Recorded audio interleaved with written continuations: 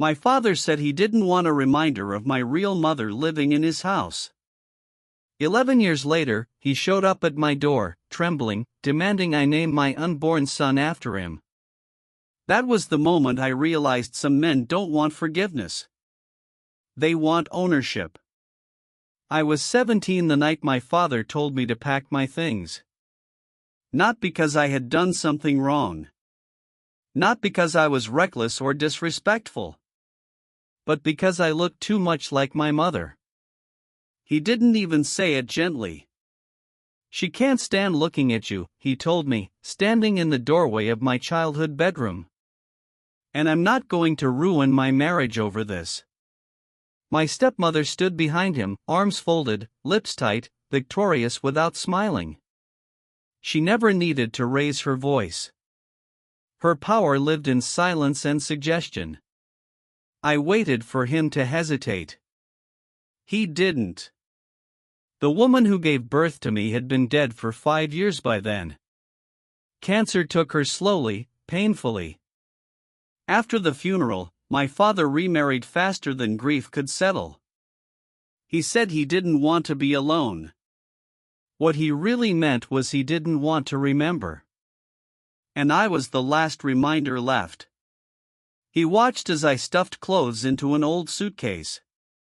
Watched me fold photographs of my mother and slide them into a book.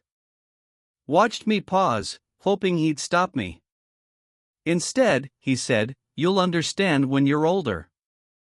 Those were the last fatherly words he ever spoke to me.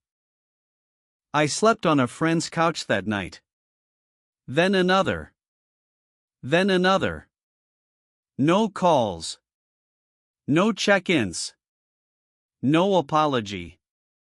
I finished school hungry and exhausted, working evenings at a grocery store where managers looked at me with pity once they learned I had no home to go back to. When I graduated, my father didn't attend. When I moved cities, he didn't ask where. When I struggled, he didn't exist. I learned something brutal in those years. Love that comes with conditions isn't love. It's control. So I rebuilt myself without him. The years hardened me, but they also sharpened me. I worked my way through college, piece by piece. Late nights, cheap meals, borrowed textbooks. I learned resilience the way some people learn prayer, through repetition and desperation. I met my wife during my final year. She didn't ask about my family at first. She noticed the pauses instead. The way my voice changed when holidays came up. The way I deflected when people talked about fathers. When I finally told her, she didn't offer pity.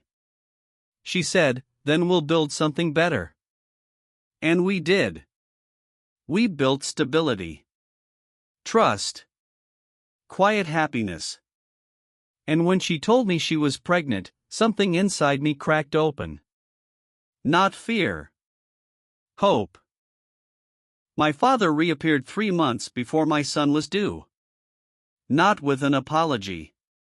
With a demand. He showed up unannounced, standing on my porch like he belonged there. Older now. Thinner. The confidence he once wore so easily had frayed at the edges. He smiled like nothing had happened. "I heard you're having a boy," he said. I didn't invite him in. He cleared his throat. "I think it would mean a lot if you named him after me. A tribute. A sign that the past is behind us." I stared at him, stunned by the audacity. 11 years of silence. And he wanted immortality. When I didn't respond, he grew defensive. "I gave you life," he said.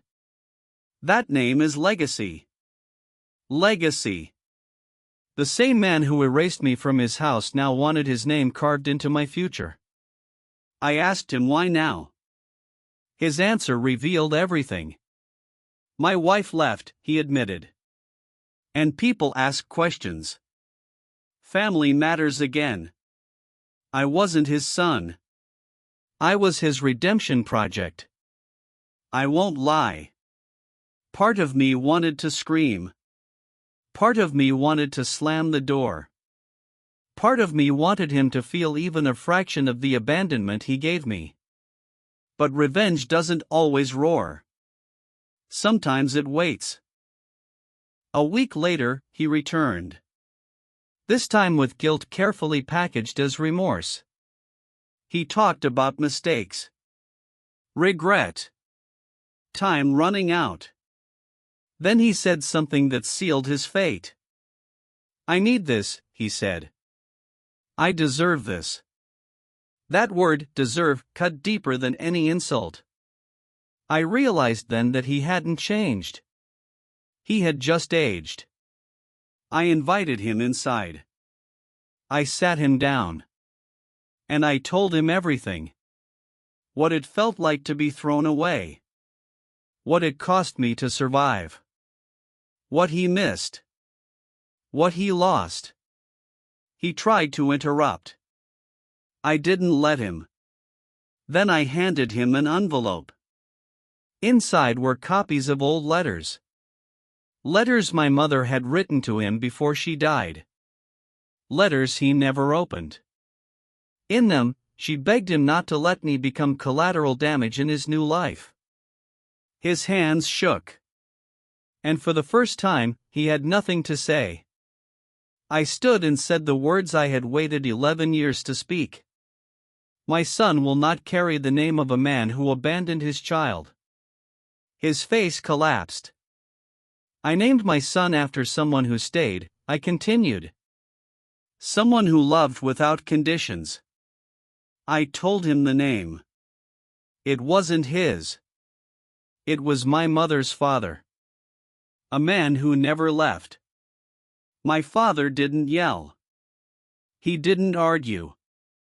He just stood, smaller than I had ever seen him. I hope you find peace, I said. And I meant it. But peace didn't mean access. I closed the door gently. Not out of anger. But finality. When my son was born, I held him and whispered his name. A name earned through love, not entitlement. A name chosen with intention. I didn't take revenge with cruelty. I took it with truth. And sometimes, the most powerful revenge is building a life so full that the people who abandoned you no longer recognize where they fit. Or realize too late. They don't. The end.